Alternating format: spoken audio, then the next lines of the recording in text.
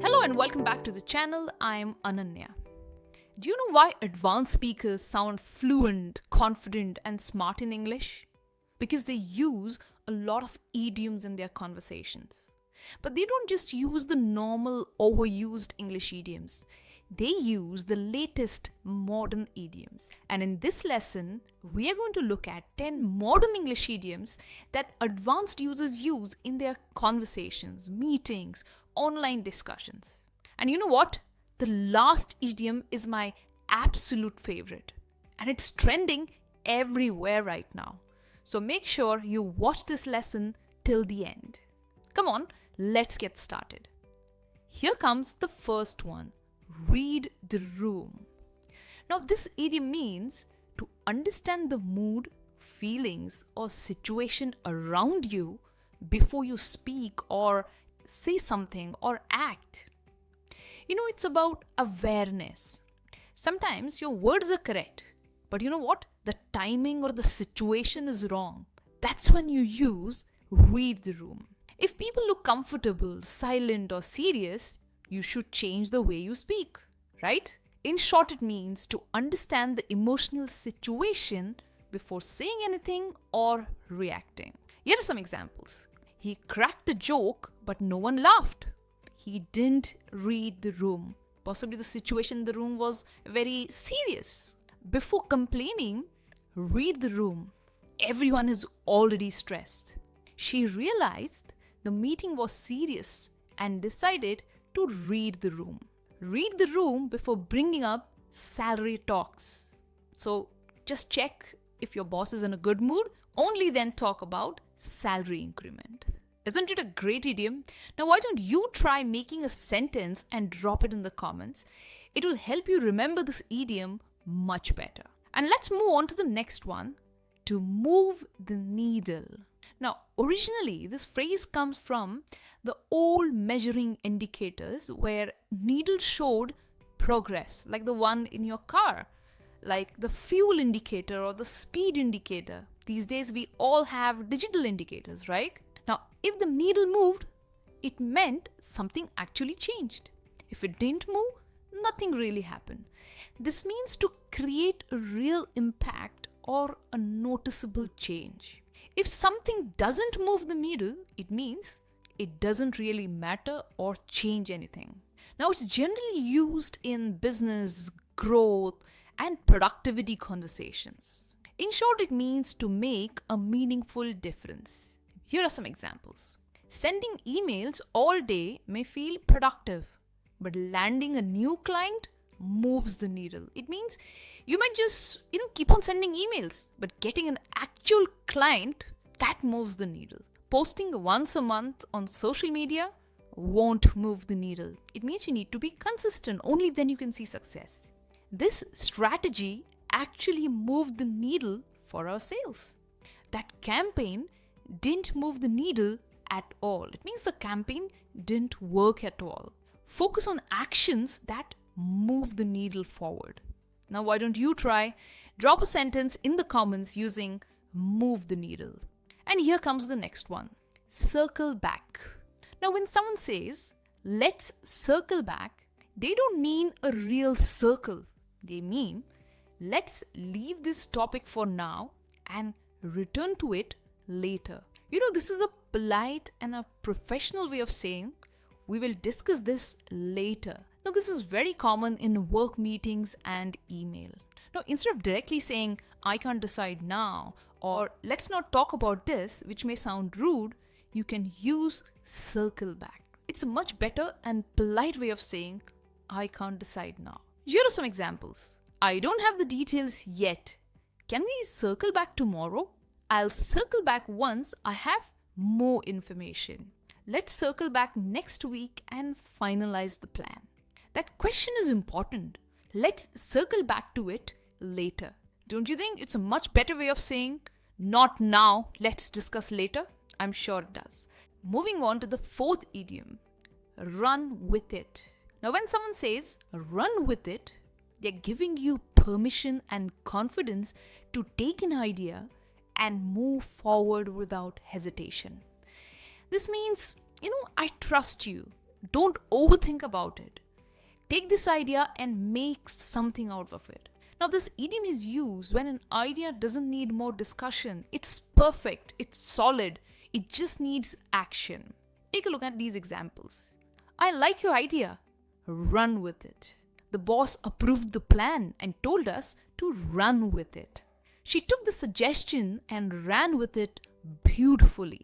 If you believe in the idea, run with it. Alright, now let's move on to the next one. Go south. Are we talking about the direction? Well, no. When something goes south, it means the situation suddenly becomes bad or starts failing, even though it looked fine earlier. This idiom is often used when things don't just go wrong slowly, they turn negative quickly. Imagine a situation that is going well and then suddenly something changes. The mood drops, the plan fails, or problems begin. That's when people say things went south. Take a look at these examples. Everything was fine until the internet went down. Then things went south. The discussion went south once they started arguing. The party went south when the power cut happened. The deal went south at the last moment. So in all these examples, everything was going fine until something happened that changed everything. I hope you're writing your own sentences in the comments because that's the only way you will remember these beautiful idioms. Moving on to the next one, worth the hype. Now, when something is heavily praised or advertised, people wonder, they have a doubt in their mind if it's really good. And if it lives up to the expectation, it's worth the hype. So when something is worth the hype, it means it lived up to the expectations. It was actually good as people said, or it was advertised. Now, people usually say this after trying something themselves, like a movie, a phone, a course, a cafe, or even someone's work. Take a look at these examples. The movie was long, but it was totally worth the hype. Everyone talked about that phone, and honestly, it's worth the hype. I finally watched the web series. It's worth the hype. Not every trending product is worth the hype. And that's so true because on social media, anything can be hyped. But actually, it may not be good. Alright, let's move on to an interesting idiom. A nothing burger. Now, this idiom is used when something is hyped up, discussed a lot, or made to look serious. But in reality, it turns out to be nothing important at all. It's exactly opposite to our previous idiom. So when someone calls something a nothing burger, they mean it was all noise and no substance. It was big reaction and zero impact. So something that sounds serious or important but is actually meaningless.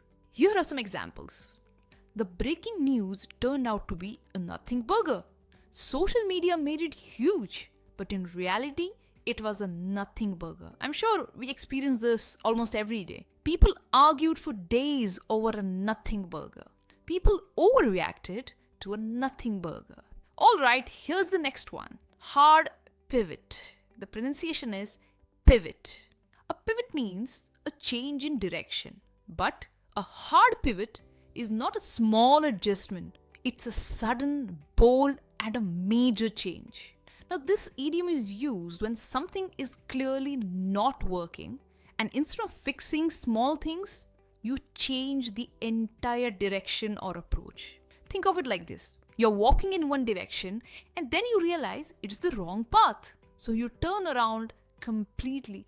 That's a hard pivot. In short, it means to make a sharp and complete change in direction or strategy. Take a look at these examples. The company made a hard pivot after the product failed. We hear this about startups almost every single day. He did a hard pivot from engineering to finance. So first he started studying engineering, but he realized it's not his cup of tea, and he shifted to finance. So what he did a hard pivot. The pandemic forced many businesses to hard pivot. They realized the plan wasn't working and hard pivoted immediately. Now let's move on to idiom number 9, which is move in silence. When someone says move in silence, they mean work quietly without announcing your plans, goals, or the next moves. It's about focus, discipline, and confidence. Now, instead of talking about what you're going to do, you do the work first and let the results speak by themselves. Take a look at these examples. She moved in silence and surprised everyone with a success. Real growth happens when you move in silence. Stop announcing your plans. Move in silence. Winners often move in silence. Alright, now it's time for my favorite idiom.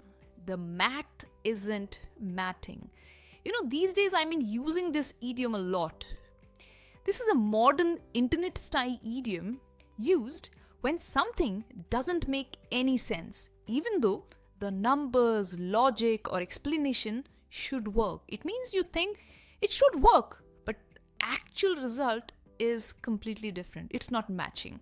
When is it used? It's used when facts don't match the story, or the logic feels off, or the results don't match the effort.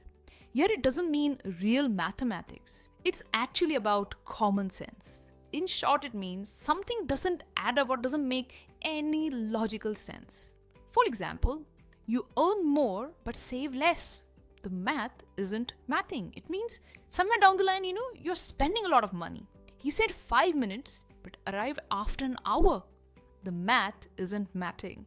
You studied all night but failed. The math isn't matching. The explanation sounds made up. The math isn't matching. Made up means someone is just trying to make up a story. They're not telling the truth.